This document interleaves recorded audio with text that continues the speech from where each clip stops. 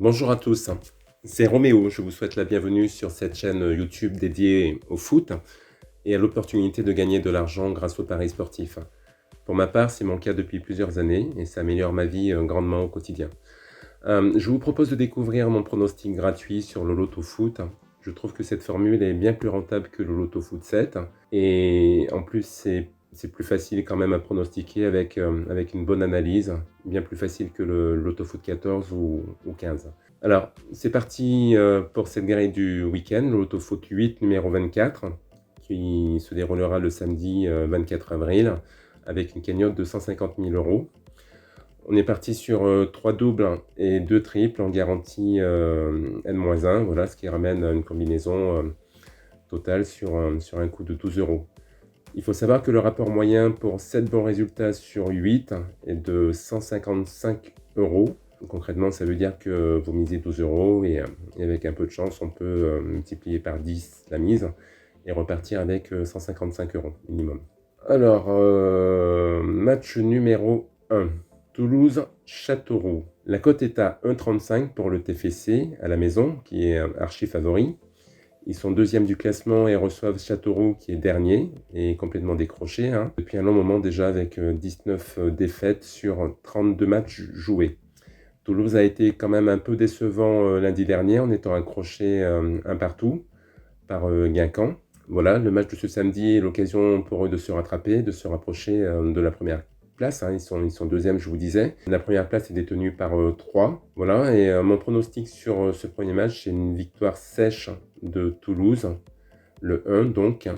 Et je vois bien un score avec 2 buts d'avance en minimum en faveur de Toulouse, pourquoi pas le 2-0. On continue avec le deuxième match, Auxerre reçoit Nancy. Auxerre est 6e, possède 10 points d'avance sur son adversaire du jour, Nancy. La 5e place est synonyme de barragiste pour Auxerre.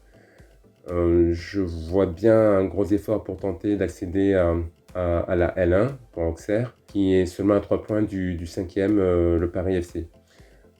Ensuite, le match contre Nancy est donc un match qu'il faut absolument remporter pour les Bourguignons, quelle que soit la manière. Voilà, c'est clair, ils n'ont pas le choix, il faut absolument qu'ils arrivent à gagner. Qu'est-ce qu'on peut dire de plus? Ils sont invaincus lors de leurs 5 derniers matchs et restent sur une belle victoire sur un beau score de 4-0 sur le terrain de Niort à l'extérieur donc la semaine dernière. L'attaquant auxerrois Le Bihan, qui a marqué 15 fois cette saison, devrait être disponible, voilà, ce qui conforte encore un peu plus mon choix.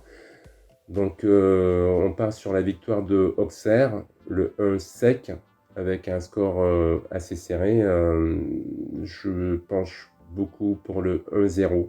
1-0, peut-être 2-1, mais voilà, ma première idée, c'est quand même le 1-0. Match numéro 3, Valenciennes-Guingamp. Alors, une stat incroyable sur ce match. Valenciennes est l'équipe de L2 avec le bilan le plus équilibré. 32 matchs jusqu'à maintenant joués, 11 victoires, 11 défaites et 10 matchs nuls. Pour Guingamp, c'est seulement 5 victoires contre 11 défaites.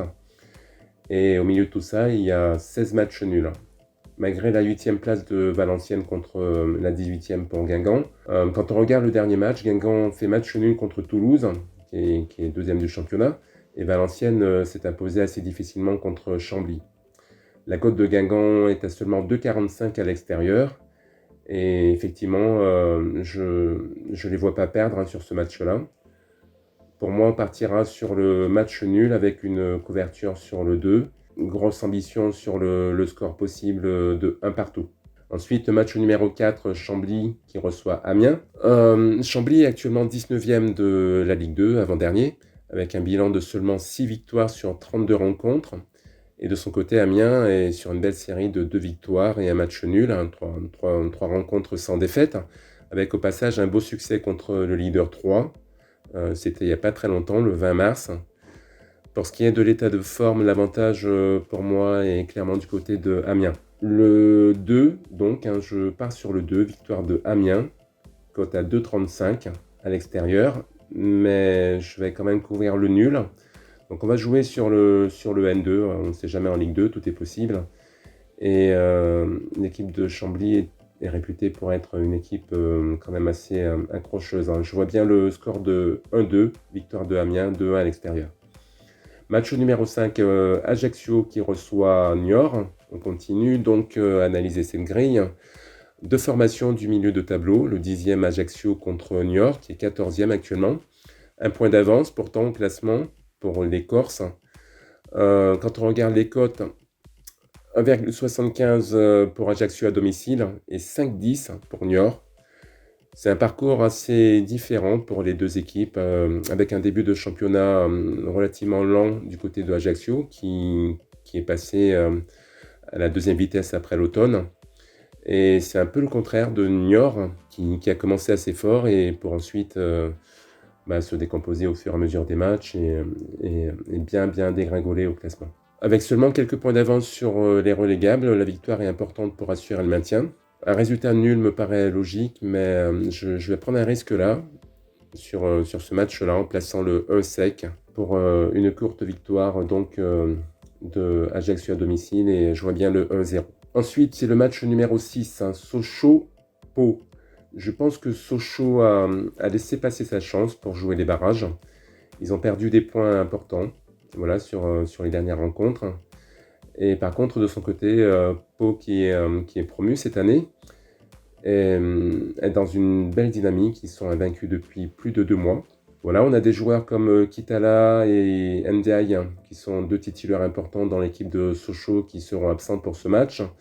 Et à mon avis, ça va quand même déséquilibrer, ou plutôt rééquilibrer plutôt, les débats sur la rencontre.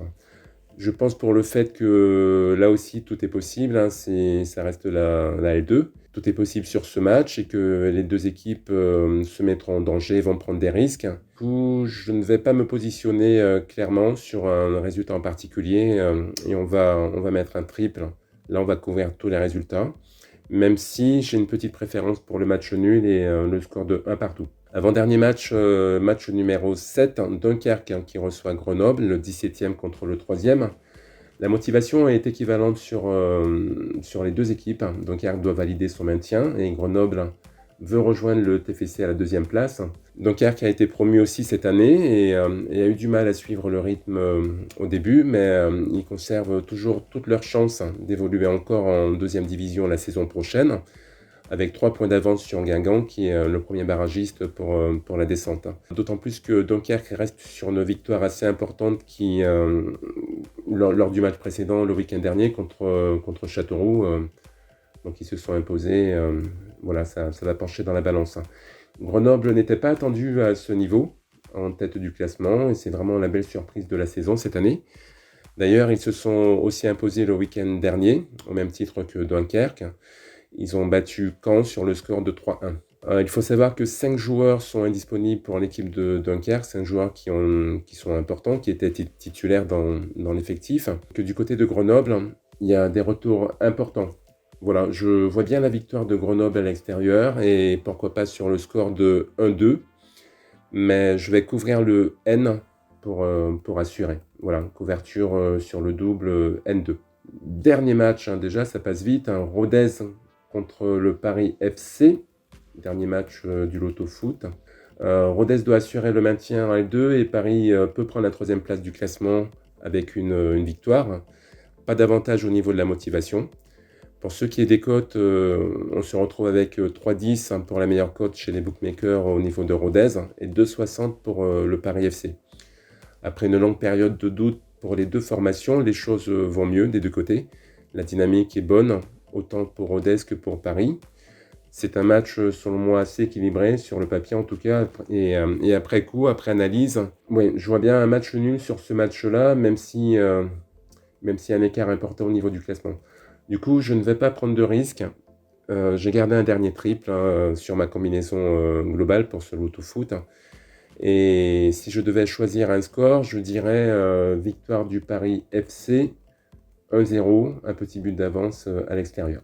Voilà, donc c'est tout pour aujourd'hui. Je partagerai mon analyse du Loto Foot 8 chaque semaine, ainsi que le score, si ça peut vous aider, qui sera présent et annoncé pour chaque rencontre.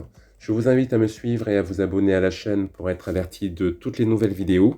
Bientôt, je vous raconterai dans des vidéos, dans du texte ou en consultant mon site internet, hein, comment j'ai vécu uniquement des paris sportifs. Et vous pourrez, à travers ça, découvrir ma stratégie complète, hein. Voilà. En attendant, je vous remercie encore et il ne me reste plus qu'à vous dire de bien prendre soin de vous. À très bientôt.